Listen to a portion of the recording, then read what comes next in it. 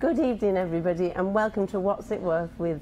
We've got Mr. and Mrs. Ford in the house this evening, owners and operators of Sarasota Trading Company and, of course, Sarasota Estate Auctions. So, welcome, guys. Hello. It's been a while. It's in between the auction as well. Just a quick one. When you got back from the last show, I had to go and post a painting to some famous diamond collector. Yes, he is a major Swiss and American diamond collector, and he bought the Cardinal painting from us. Because he has his own big show, doesn't he? Yes, he does. Yes, he's one of the you get to CNBC's. meet the most amazing people. Miami, the show in general is it's an interesting group of people that come through the show. Very international. This week we had an interesting lady in the store who owned a very famous farm. Mrs. Shoemaker was in. Yes, Susan Shoemaker. Shoemaker Farms, about an 800-acre farm in the Chesapeake area. So many of the paintings, to fast forward to the auction, many of the equestrian paintings, the dog paintings, hounds, they were known for their hounds that they had at the farm. So you met her as well. It was nice to see her. She was lovely. Absolutely. She'll be at the auction. She says she's coming. She will indeed. Yeah, she needed directions, so we hope those work. Oh, yes. Just one more nostalgic story. The Pink House, the famous Pink House in Sarasota that used to be by the hotel there. We had them in this week. Do you remember the Pink House near Decoy? Yes, absolutely. Everybody that lives here knows the Pink House. One of the old one of my favourite buildings. Well, the granddaughter came into the store and has a collection that she'd like to put through the auction next month. So the people we meet are absolutely unbelievable. You never know what kind of a collection is going to come in. No, from one week to the next. It's absolutely. The question I get asked all the time is, what's the best thing to invest their money in? Because a lot of the phone calls and photos come in that we pass on to you, and it's like, it's not happening anymore. People are not interested in large, dark pieces of furniture, which is heartbreaking because they're beautiful. But you need to know when to buy and when to sell, right? It's not a question just because it's really old, it works. There's two sides to that. Absolutely, that there are fads in the business like a roller coaster, but as well, regionally speaking, in the Northeast, in the Midwest, dark furniture is still a favorable choice. In Florida, with sort of a lot of the vertical real estate going on, things are a little more modern, cleaner lines. There are still the Mediterranean revival homes that you see in Palm Beach and the old Spanish barrel tile roof homes that look and actually work well with antiques. But part of the community is going into sort of a cleaner look. You don't see that with art. Fine art seems to hold its value in all homes, regardless of what the home looks like. Fine art, when you ask somebody where they should put their money, I found in the almost 30 years now of experience I've had, people that invested in art and were purchasing art in the 70s and 80s are very pleased with their collection's values today. Not the case with brown furniture and larger pieces. I'm amazed at the prices that the oil on canvas fetches. It really is amazing. And then with the jewelry too, you have some amazing pieces. Absolutely. I mean, you have to just be really smart and buy what you like.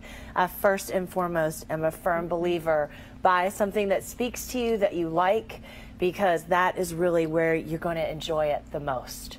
Anything that's made in jewelry form, you're paying a premium for. It's not like gold bullion. So you do have, as you say, have to enjoy the piece and not just buy it because it's an early estate piece, but it has to be fashionable, has to be wearable. Women talk about some earrings that are too heavy on their ears, and so they look really fantastic in the box at the department store, but in actuality, to wear them, it's like swinging around. You know, it's almost too much on their lobes. So it has to be in scale, in style, and certainly has to be a wearable form. Wow. I want to talk a little bit about what's going on at Sarasota Trading Company. We do have Crystal Summers in the house with us this evening, the creative director from the auction house. She's going to be talking about the auction shortly. But Antonio Carreño. Antonio Carreño has been an artist that, as you well know, we've been working with for the past about a half a dozen years. We've done very well with his works. You've brought a catalog with you. And he's behind you as well. The large painting behind me is an Antonio Carreño. And tell us a little bit about the catalog here. Yeah. Actually, we love his work, and we do really well with a lot of his work. We actually created a catalog through his work. Absolutely. So, I mean, we do have the most amazing... I mean, a lot of these, actually, we've sold. We have one in our house. I think it's up here. This one's in our house. We did, we did a good amount of business with him. We sold dozens of his works last year alone. Every year it seems like it's building. In April, the last weekend of April, I believe it's the 26th and 27th, we'll have Antonio at the auction, at the trading company. He'll probably be doing a painting show, talking to the community about his art and some of the changes in his particular art world. Dominican-born, working in New York and Philadelphia. He's working now very closely with Jeff Koons in New York, so his business has really expanded, and we've done exceedingly well with these paintings. And we're going to be having a meet and greet, wine and cheese evening, so stay in touch with us and we'll give you all the information on that. But he's going to be with us in the store. It's going to be amazing. He's actually bringing his son Daniel with him, who himself's an amazing artist. So we're going to get emails out to all the people that actually do own Cranios, so you can come and meet with him. So that's Isn't he going to sign them for you as well? Yeah. Is that part of it? Yeah, he's happy to sign, and he works and personalize them to anyone. We also, of course, have the Chalk Festival coming on the 5th to the 7th. Oh, can't wait. You remember the last Chalk Festival we had? This goes back almost 7 years ago since the Chalk Fest has been on Pineapple. Yes, and then they moved it to Venice, and now we're so excited to have it back in our own neighborhood. Our store, of course, will be open. It's a great time to get on your feet, walk around Burns Court. It's just such a cool space to be in. And there's some incredible artists coming to this.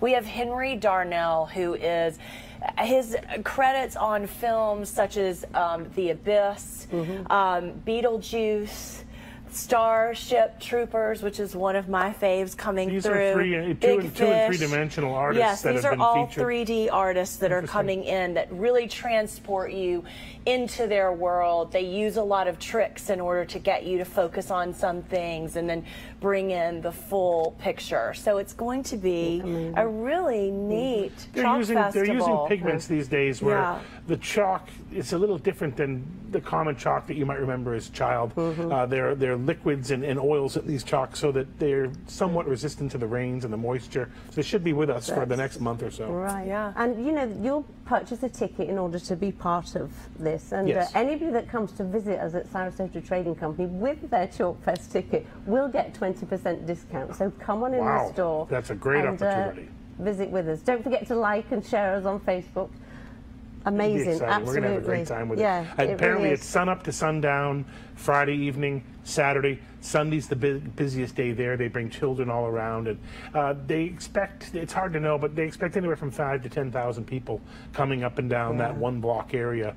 And of course, Sarasota Trading is smack in the middle of the whole process. So we're very and there's some great places to eat there as well, so you can really come down and make a full day of it. You don't just have to come down there just to see the festival. You can actually, grab food at several of the really good restaurants in the area. So that's a plus. Just one of many things going on. We've also got the auction coming up this weekend. Is that correct? Absolutely. We've got a promo actually that we could show right now on that, and we'll get on all that information. There's a lot to be talking about. It's going to be massive because the thing is, it's only one day. Normally you do 2 days, but you got to go. He's always got to go. So we're doing one day. So we're going to cram everything into one day. I can't believe it. I really can't. We're going to believe look at some of the photos lots. first before we go to that clip. But you're right, and we have 6030 North Lockwood Ridge Road. Is our March 31st auction. We have preview all this week, preview Friday. I'm told I'll have a couple of my employees might be down on Saturday as well for preview. And then we're open Sunday about 9 a.m. I always recommend coming and looking at some of these objects yourselves. We have jewelry, bronzes, over 300 pieces of fine art, possibly 400 pieces, sculpture. Beautiful crystal. We have Steuben, Baccarat. We have this beautiful unicorn here made by Cartier. So these are some of the finest pieces from some of the finest department stores. And we're very excited about this particular auction. Here we have a pair of English silver wine coolers from the 19th century. I have them here with me. This, of course, is the Trafalgar Lion pull that you see on this two-part wine coolers. The insert, the collar comes off. You fill it with ice, and you put the wine in here and for chilling, and these are brought to the table. These are made by probably one of the most important Sheffield silversmiths. Sheffield was an area where they worked on silver on copper. It wasn't as much sterling, but silver on copper. and they were able to really cast these very large-scale pieces. These particular pair feature a crest here, which is a family coat of arms, and we haven't gotten to the bottom of exactly which family this was, but these were made again around 1880 to 1890s, and it would have been a duke or an earl. It would have been a very fine collection. They're beautifully banded, just enough color coming through so you can see that these are honest. And it's one of a pair that you see that we have here. They're really fantastic, and we have, as you know, you've heard in the past, we have clients in Napa Valley, Gina Gallo and her husband Jean-Charles Boisset. They feature things like this in their largest museum collections at their wineries. That just reminded me of a place I went to visit this week, because we also visit like nursing homes and things like that and buy big estates. So I went this week to a nursing home, and you purchased the gentleman's estate from the home. Now, this particular man used to have a house in Marbella, Spain, a very large house. But obviously, at the end of their times, they end up in nursing homes where they're very limited. But he had things from Sheffield. We got some wonderful things from him, but I went through the files of the receipts, and it was like Bond Street, London, £45 for a dresser, way back when. It's fascinating. It is. The story, the history on these, you know, in the tax world, my accountant is always reminding me about how these objects have been taxed repeatedly in their lifetime. Yes. So you think about, they've gone through, they were sold originally in probably one of the London firms. Typically, these were, you know, important silversmiths in the big cities. This particular piece is stamped on the bottom, Edinburgh and Scotland. So all the major cities in England, as well as in Greater Britain, you'll find these came from important retail department stores. Silversmiths went into these fine estates, and it's typical. That's how we get these objects. Life is a sort of a downsizing process. You spend half of your life accumulating as much as you can. The minute you get a little bit of money, you start to buy the things that you've always thought about buying. And then people get realistic in their 60s and 70s, and they start thinking of downsizing from that 10,000 square foot home at the country club to you know, maybe a penthouse, and they have 2,000 or 3,000 square feet to play with. They have to make decisions, and that's where they call us and have us come in, and we tell them what we can perform best with. And we're finding Sarasota is just this endless objects coming to Sarasota because of the performing arts and the visual arts here. That's right. So if you have anything at all you want to consign with us, then just contact us. It doesn't matter whether it's the whole house or a few paintings or whatever it is. We'll come out and meet with you. And Andrew will always tell you what would be the best, whether it would be the auction or consign it for the store, but he definitely will always let you know what would be best for you. And we just have great fun in doing it. Yeah, having the downtown gallery, having two real arms in the business, having the estate auction, which really promotes to an international crowd and very high-end jet-set community, as well as the shop, where we can control prices a little differently, and we have really close relationships with people over a 30-year period now. I've had galleries in Sarasota, so between the two different venues, we're moving a lot of product and getting very premium, high premiums for these things. So it just depends on the type of objects. Andrew will always tell you, if you're emotionally attached to it, keep it. Also, you have people coming in that are raising money for trips, if they want to go on a trip somewhere. Endless reasons why people might be downsizing. It's not always health issues or getting older. Sometimes it's just people are estate planning well into the future now, well before you need, you know, I'm getting contacted by trust officers every day, and their job essentially is to help people estate plan slightly earlier in life. People always ask me the same question: when's the best time to sell my antiques? And it's always the same answer: when you don't need the money. You make much better judgment calls when you're not in a pinch and there's no hurry to do these things. And I'd like to see a lot more young people coming in too. I've definitely seen it in the store downtown. But at the auction, I would love to see a lot more, you know, married couples coming in, people who have, you know, gotten good jobs and they're starting to build their own wealth. Because this auction is such a great way to build your wealth without having to go and extend yourself beyond what things are really worth. There's some great values. Certain things can bring a premium, and certain things go under the radar. It's the beauty of an auction. So, it is. We're very pleased to have such a large, nearly 800 lot auction. These are all estate fresh objects. These come to us from an ex-Newport, Rhode Island mansion. This is the ex-Firestone estate. This is on the breakers in Newport. So to set the scene, you're probably in the most important real estate in America. These were all the robber barons that were building their estates here back in the turn of the century. And this particular group comes from someone who bought part of the Firestone estate, and they lived there, moved their family down here, and they left. They went from 16,000 square feet to somewhere in the neighborhood of 4,000 square feet, and a beautiful home, but they still had to make some decisions of what they could keep and what they could handle. And that's exactly when we get to And sometimes it's a bit complex. We had some pictures we were putting through the auction the other month, but the families didn't quite agree on. Things change. Whenever you have more than one heir, people come from different. People come from different needs. Sometimes it's always. There's always a time where people, making different decisions. One brother or sister may want to keep this family heirlooms, and one brother or sister may want to sell, and as a cash-raising event. So there's a couple different reasons why people do sell, and often it's just a way of decluttering their life. And they use auction houses like ours with the largest platforms in the world. We're working with live auctioneers and Invaluable. At any given moment, these auction platforms have, I looked today, $63 billion worth of secured bids. That's a billion with a B. That's great. And that's on both platforms. So we have these two very large auction platforms that are worldwide. We have a wonderful local crowd that comes to see us. Anybody who's been to our auctions in the past, we've got seating for roughly 50, and it's often we have 60 or 70 people in house, so we have to pull out more seating for everyone. But it's a very comfortable environment. And you get lunch. There's a little bit of that's a plus in my book. Some nibbles are served. We have good wines that we break out, and of course coffee and tea if that's more your speed. But the idea is to make everyone very comfortable for the afternoon. Actually, it's not a dating service, but we did have a couple meet at the auction, and they're now dating. How about that? Anything can happen. It can happen. Sarasota State Auction, you got to come down. Well, let's talk a little bit more about some of the objects we have in the auction.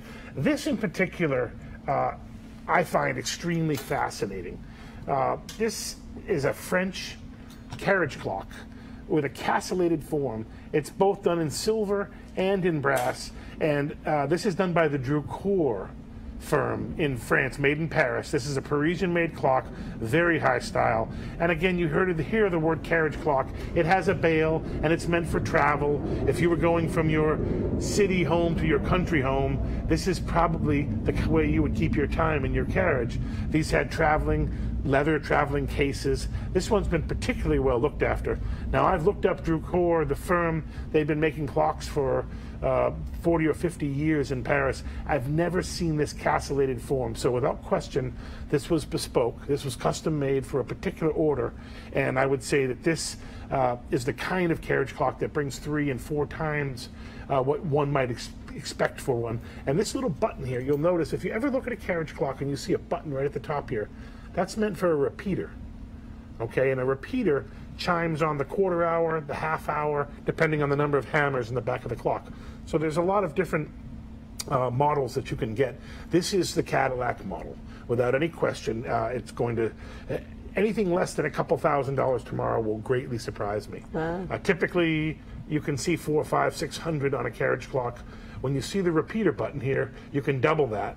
And then when you see the castellated form like this, all in original condition, a beautiful tone to the clock, this is an absolute collector's clock, and it could go in any museum. Nobody has this clock. It's absolutely beautiful. Nobody has it. You don't find it anywhere in any of the art annals. And you can see through it too, which is so carriage clocks, that was an interesting part of the carriage clock. You would see the staff at the top and the balancing on the top, and you can see through the clock almost like a skeleton clock. Very exciting clock that we have in the auction, and won't surprise me at all if this goes to one of the more important clock collectors. Wow. Won't surprise me at all if it doesn't end up at your house, Andrew. That's possible. It's very possible. You never know. He loves his stuff. He does love his carriage clocks. He has a very good relationship with carriage clocks. Tiffany clocks and all sorts of things at the house. Very beautiful Speaking collection. of Tiffany, here we are with probably the most important chrysanthemum 6-piece tea set we've ever offered at Sarasota State Auction. This is a 6-piece tea and coffee service with a kettle on stand, and it does come with a chrysanthemum platter. However, the platter is a separate lot, as it's been made of silver on copper. But this is Tiffany & Company sterling chrysanthemum. And this is one of a handful of sets that were ever made by the Tiffany & Company. This would have been done right around the turn of the century. And to have this made at the height of production of the Tiffany silversmiths. In today's market, you're talking about someone paying something closer to $250,000 or $300,000 for a set. This family at one point was offered $70,000 from Tiffany's to buy it back to put it in the window. At the time, they didn't need the pennies, so they said no. And fast forward now, about 15, 20 years later, the market is still very strong for Tiffany silver. However, at auction, we try to offer these pieces at very much below market value. We're actually opening up this tea service for $20,000, wow, which is a steal. There's quite a few bids on that already. At the moment, we have no physical bids online. There are several watchers, and I've been hearing mumblings of people that want to buy this particular set. The only other set we found online was valued at $125,000. Oh, that would be an interesting one to follow. It will indeed. We also have, this French Limoge box here, and this again is enamel on copper, and it was a sort of a adaptation of some of the faience box makers that were working at the time, and they were working in porcelains, tin glazed earthenwares. So this was a Limoge box that was meant to sort of impersonate some of the tin glazed earthenwares, but it's slightly lighter in form, always beautifully decorated on the interior. I love the bugs around it. Yeah, we have a big collection, always insects. Insects were a big part of that late 19th century period. And we have a collection of boxes. I believe we have 7 or 8 in total that came from this same group. This also came to us from the Newport Mansion. Wow. And this here I'm quite interested by. We have the crest, we have the coat of arms here, and this is an English, London-made, double-handled tankard. Some people might refer to as a loving cup or a presentation cup, with the beautiful boar tusks here. So this is a real sort of a mantique. This is for guys here on this one. Well, you're on the cloud, so you probably love hanging on to that piece. It's an interesting piece. I can sort of envision myself drinking from this cup. I don't think, I think I could on this one. And it also has a retailer of Edinburgh. This is Crichton, David Crichton. You might have heard of Crichton Brothers in London. David Crichton must certainly be from the same Crichton family of silversmiths. But a beautiful heavy gauge piece of silver. Really would surprise me if, again, this doesn't get a tremendous amount of interest. What are the horns exactly? What specifically? I believe these are boar tusks. Okay. Yeah, which would be in keeping with this kind of a piece, which would have been after the hunt kind of a presentation cup. And it's very much in keeping with the equestrian and the dog paintings we have coming up in the sale. Wow. That's great. Then we have a nice piece there at the front. The unicorn. We have a unicorn for all the ladies out there. We have a great collection of art glass, Steuben, Baccarat, Cartier, and this one particular piece Crystal brought to us is just a fine example of a unicorn. At this size, this is really a sculpture. And again, it's stamped by the Cartier company. And if you went to Cartier to try to buy something like this today, I think you'd be astounded at the prices of this leaded crystal. Wow. So just a few objects that we have today. And we're going to talk a little further about the auction coming up, are we not? Absolutely. Do we have a promo we're going to run, or shall we continue? Yeah, we've got a great promo. Wonderful, wonderful.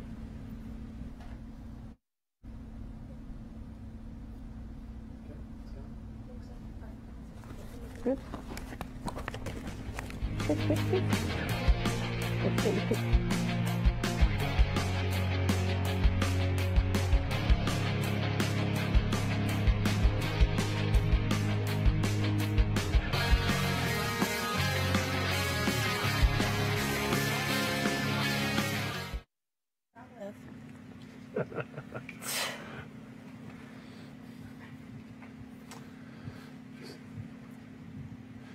We have Crystal here, which is our Director of Operations at the auction. Hi, Crystal. Hello. Thank you for having me. We're thrilled to have you here. Tell us a little about what we have coming up at the auction. We have 800 items. Things are wild right now at the auction house. The phones are off the hook. We've got visitors coming to see all the items.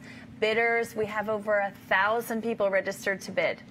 It's exciting. So it is buzzing over there. That's exciting. Yeah. This time of year, we have a lot of the sort of snowbirds. I hate to call them snowbirds, but a lot of the tourists that come down here, and they happen to be staying in the area over the next couple of months. So we find there's usually an uptick in the actual attendance of the auction.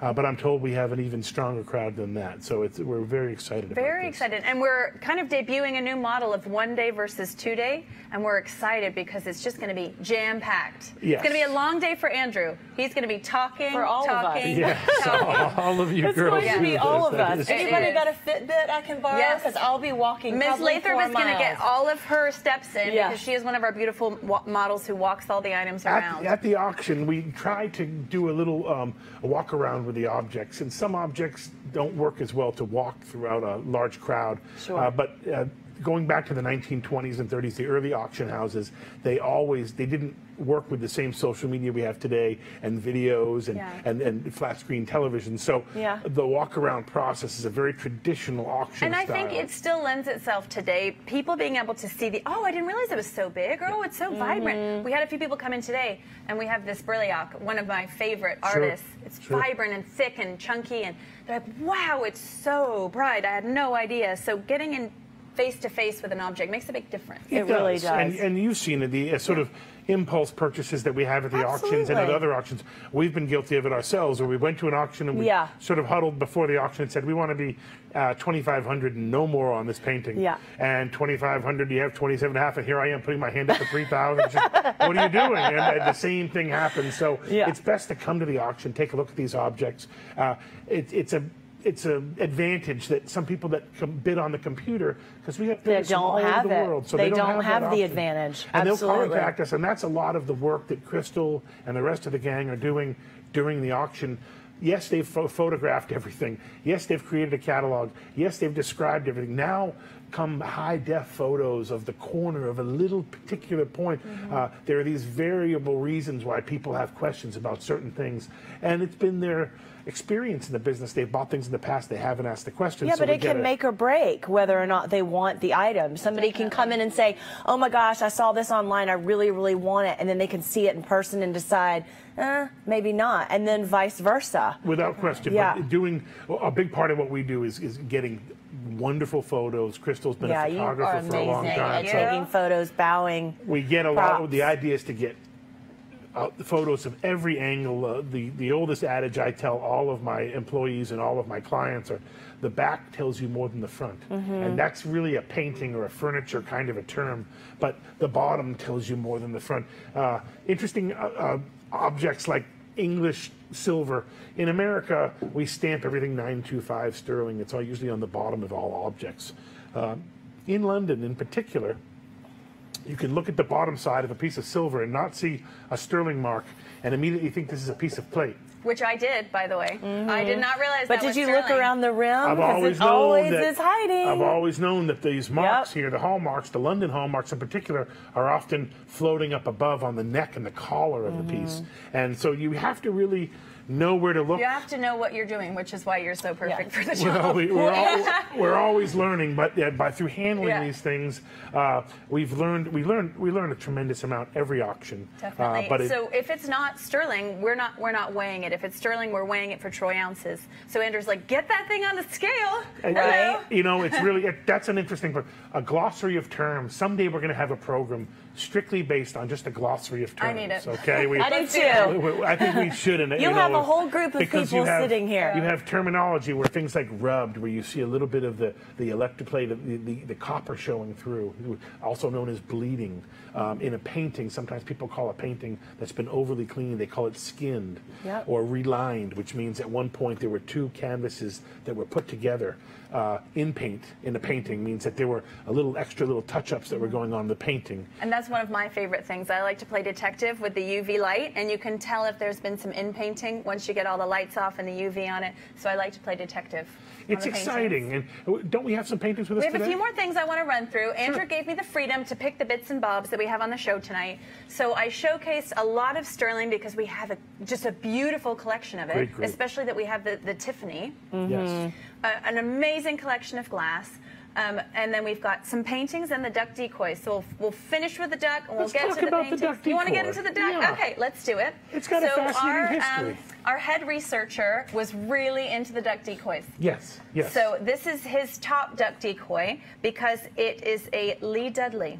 Yes. So these are very rare. They were created in the early 1900s and have fetched as much as $40,000 for one duck. Wow. Lee Dudley's a very well-known duck carver, and he's in museums for duck carving. Shocking. Everyone's like shocked right now. But Tell us a little bit about the background. I'm going to tell you a little bit duck about this. decoys. So we were able to identify it as a Lee Dudley because of the LD down here. Like Andrew said, a lot of times it's not so much the front, but it's the back or the bottom that tells you what's going on. So what I've learned is that these duck decoys are basically like mini boats. They have to be able to be suspended in water and stay out properly. They were created out of necessity because in the early 18 and 1900s, ducks became a delicacy and you would pay $1 a duck to the hunter.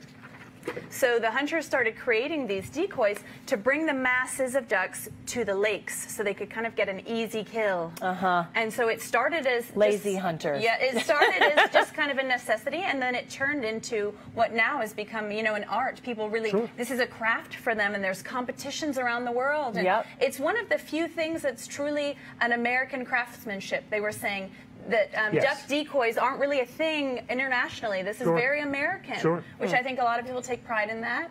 Oh, definitely. And you could buy multiple different calibers of duck decoys. And so I remember reading a book on decoys one time, and the gentleman who was like a sporting fanatic and things would always be shooting out in the lake in the back, and he had some of his prized ducks that he knew what he paid for, and he would sometimes purposely miss his better duck decoys because he wanted to see them, because a few proper shots on these and that's the end. Some of them are really gorgeous too. I mean, we've been to antique stores where they have their whole back area just filled with duck decoys.